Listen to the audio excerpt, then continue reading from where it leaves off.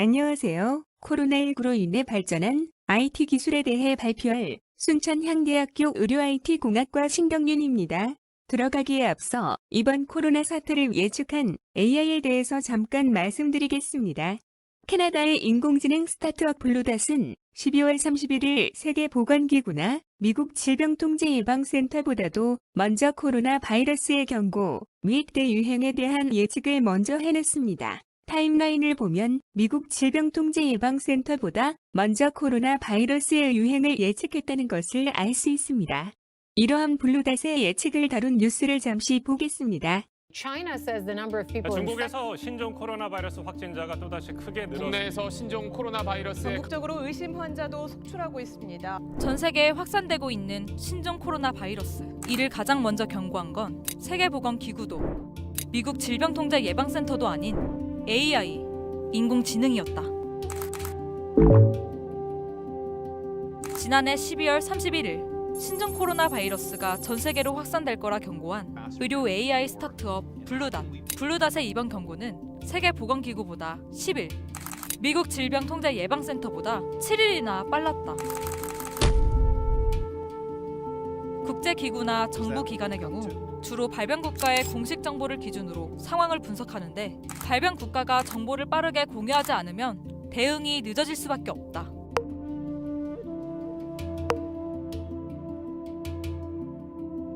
그래서 블루닷은 직접 수집한 데이터를 기반으로 보다 빠르게 상황을 예측하고자 했다. 우한에서 신종 코로나 바이러스 감염자가 발생한 직후 전 세계의 항공사 발권 데이터를 활용해 우한 주민들의 동선을 분석했고 신종 코로나 바이러스가 방콕, 서울, 타이페이, 도쿄로 퍼질 것이라 예측했다. 블루닷의 발빠른 예측은 이번이 처음이 아니다. 에볼라 바이러스 발발 당시 항공 데이터는 물론 수십억 건의 감염자 의료 데이터까지 분석해 서아프리카 밖으로 바이러스가 확산될 것을 미리 경고했고 2016년 브라질에서 지카 바이러스가 발생할 당시에도 바이러스가 미국 플로리다까지 퍼질 것을 정확히 예측했다. 사실 이런 빅데이터를 통한 감염병 예측 시스템을 먼저 시작한 건 구글. 독감 감염 증상이 있는 사람들은 감기, 독감 등의 단어를 검색할 거라 가정하고 실시간으로 검색어를 분석해 감염 현황을 알려주는 시스템이었지만 한계가 있었다.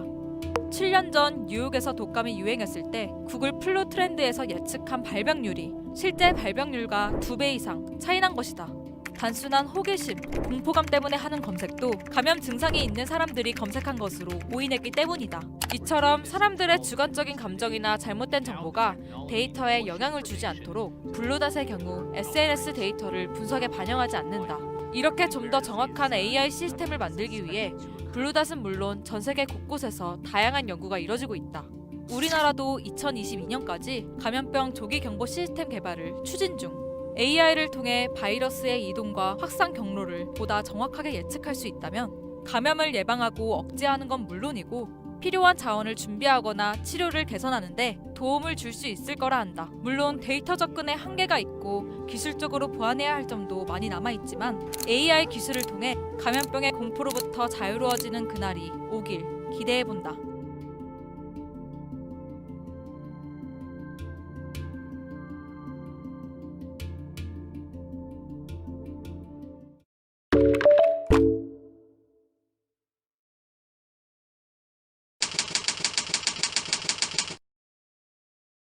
첫 번째로는 AI 자동 진단입니다. 코로나19 검사는 통상 RT-PCR, CT 검사를 시행하지만 많은 시간과 비용으로 인해 확진자가 급증하는 상황에서는 부적합하였습니다. 그래서 비용이 적게 들고 검사 방법이 용이한 흉부 단순 방사선 촬영 요구가 증가하였습니다. 그러나 CXR 검사는 RT-PCR, CT 검사보다 정확성이 떨어지기 때문에 많은 양의 데이터를 확보해야 합니다. 이에 카이스트 연구팀은 전처리와 국소 패치 기반을 통해 하나의 영상에서 다양한 패치 영상들을 얻어냄으로써 이미지의 다양성을 확보하였습니다. 다음은 AI 진단에 대한 뉴스입니다. 전 세계에서 수요가 빗발치고 있는 코로나19 진단 키트가 AI를 이용해 개발됐다는 사실 알고 계십니까? 코로나19 진단부터 분석, 확진자 예측까지 AI가 활발히 활용되면서 해결사 역할을 톡톡히 하고 있습니다. 임주영 기자의 보도입니다. CT나 엑스레이 사진을 분석해 폐질환을 찾는 판독 장비입니다. 폐 사진을 등록하면 병변을 찾아내 붉게 표시하고 코로나19 확진자의 폐와 몇 %나 유사한지 분석해줍니다. AI에게 코로나19 확진자의 데이터를 주고 학습시킨 결과입니다. 진단에 필요한 시간을 크게 줄일 수 있고 확진자 중에서도 위급한 환자를 찾는 데 도움을 줄 수 있습니다. 어디까지 감염이 되었는지 이런 것들을 한눈에 리포트 형태로 보여주기 때문에 의료진들이 이제 환자의 중증도나 혹은 이제 치료에 따라서 호전이 되는지 악화되는지 이런 이제 치료의 경과들을 판단하실 수 있는데 이렇게 도움이 되는. 이달 초 개발업체가 무료로 공개한 뒤 국내뿐 아니라 해외 30여 개국에서 쓰이고 있습니다. 진단키트 역시 AI 덕분에 정확도와 진단 속도를 동시에 잡을 수 있었습니다. 인공지능으로 하는 것이 5, 6년 전부터 연구원에 의존해 하기보다는 아마 이게 미래의 기술이다 생각하고 다들 수작업을 하는데 개발 자체를 이제 컴퓨터가 하게 하고 코로나19 예측과 분석에도 AI는 필수입니다. 카이스트는 감염자 수나 치사율 예측 등 AI를 활용한 연구 4건이 진행 중입니다. 미국 정부는 치료제와 백신 개발을 위해 구글과 마이크로소프트 등 IT 기업들과 손을 잡았습니다.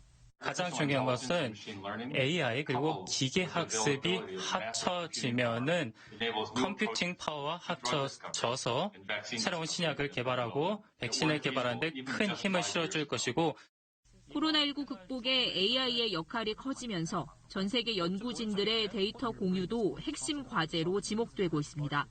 KBS 뉴스 임주영입니다.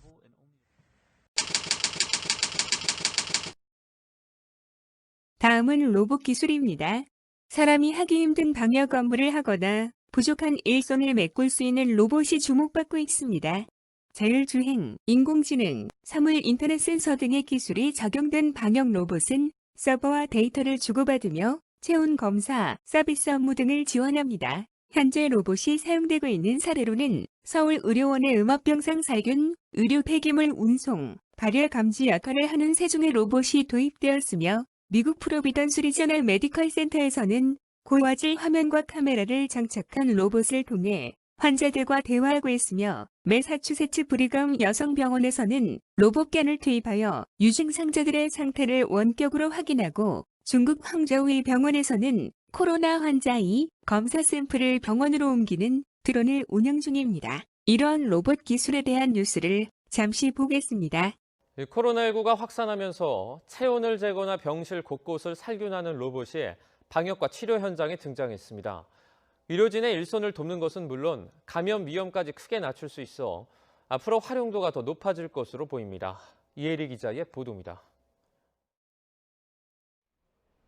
코로나19로 의료 체계가 붕괴된 이탈리아의 병원입니다. 병실을 구하지 못한 환자들이 병원 복도까지 넘쳐나지만 의료진은 절대 부족입니다.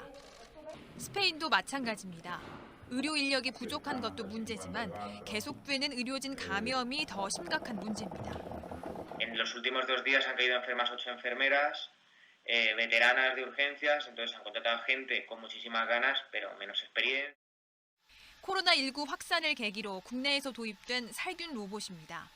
음압병실에 투입될 예정인데 친환경 자외선 LED를 이용해 병실 곳곳을 소독하는 역할을 합니다.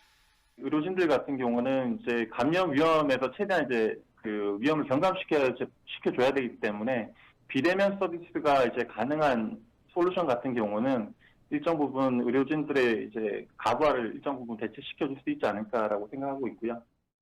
의료용품 운송 로봇도 등장했습니다.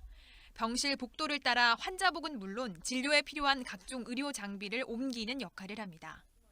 중국에서는 체온 측정 로봇도 개발됐습니다. 고해상도 카메라와 적외선 온도계를 활용해 0.5도의 오차 내에서 한 번에 10명의 체온을 측정합니다. 실제 코로나19를 계기로 쓰임새가 늘어난 의료용 로봇은 소독과 방역 등에서 의료진을 도울 뿐만 아니라 감염 위험까지도 낮출 수 있어 활용도가 더욱 늘어날 전망이 나오고 있습니다. 더욱이 인공지능까지 탑재된 의료용 로봇은 질병 차단이나 진단을 넘어 치료제 개발에도 참여할 것으로 보입니다. 코로나19 확산이 4차 산업혁명을 크게 앞당길 것이란 전망이 나오는 가운데 의료용 로봇이 일선 의료 현장을 바꿀 날도 머지않아 보입니다. YTN 사이언스 이혜리입니다.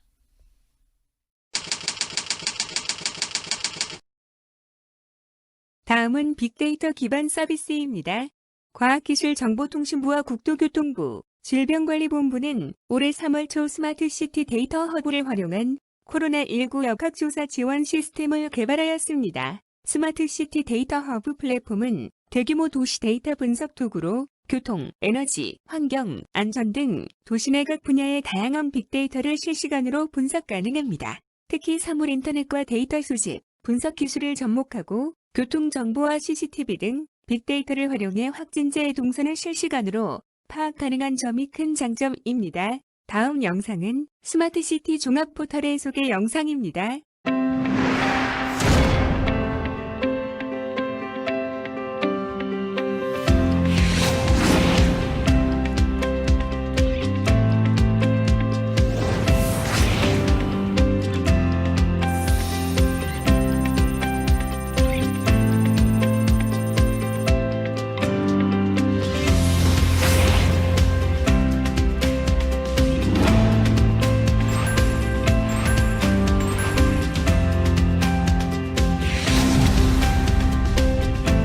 코로나19 역학조사를 위해서는 확진자의 이동 동선 분석과 발병적 분석이 필수적입니다. 이번에 스마트시티 기술을 기반으로 개발한 역학조사 지원 시스템은 역학조사에 신속하고 정확하게 많은 도움이 되고 있습니다.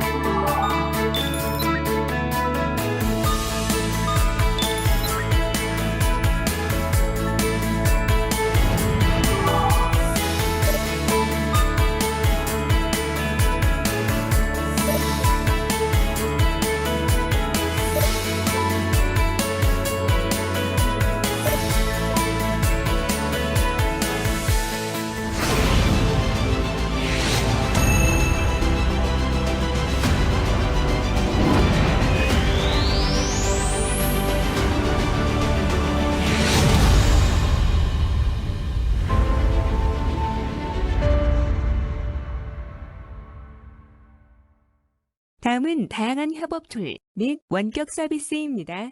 사회적 거리두기가 시행됨에 따라 모이는 것을 자제하다 보니 재택근무, 비대면 수업, 회의, 미팅을 할 수 있는 다양한 협업 툴 서비스가 급부상하였습니다. 단기간에 이용자가 폭증하다 보니 안정적인 서버가 요구되었고, 이에 여러 기업과 IT 전문가들이 막대한 서버를 증설하여서 원활한 서비스를 제공받을 수 있게 하였습니다. 원격 의료 또한 한시적으로 허용하였으나 오진 등의 위험으로 인해 대한의사협회가 반대하는 등 반발이 나타나고 있습니다. 다음 영상은 원격 의료에 관한 뉴스입니다.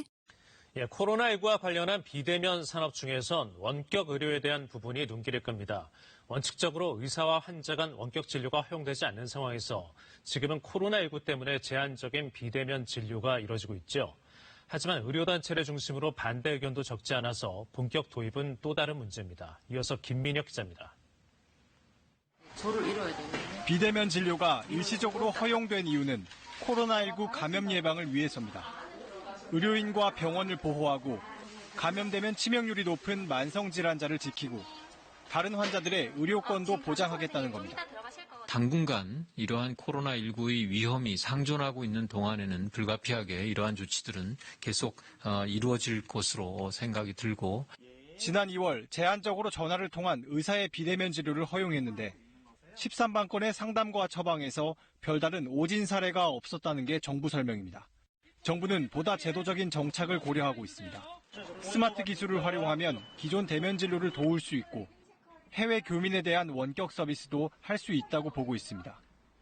보건복지부는 환자와 의료기관의 안전을 보장하고 대면 진료의 효과를 보완할 수 있을지 검토해야 한다며 의료계와 충분히 협의가 필요하다고 밝혔습니다.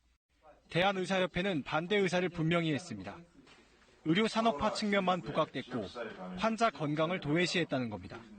물론 의료 산업화도 중요하지만 이 대상이 그냥 한번 제도를 잘못 시행하거나 뭐 어떤 의료기기를 잘못 적용해서 하게 되면 그 결과는 직접적으로 현 국민들한테 영향이 가거든요. 정부는 필요한 경우 국회 차원의 법 개정 논의가 이뤄지길 기대한다고 밝혔습니다. KBS 뉴스 김민혁입니다. 이상으로 자료들의 출처를 마무리로 발표를 마치겠습니다. 지금까지 코로나19로 인해 발전한 IT 기술 발표를 들어주셔서 감사합니다.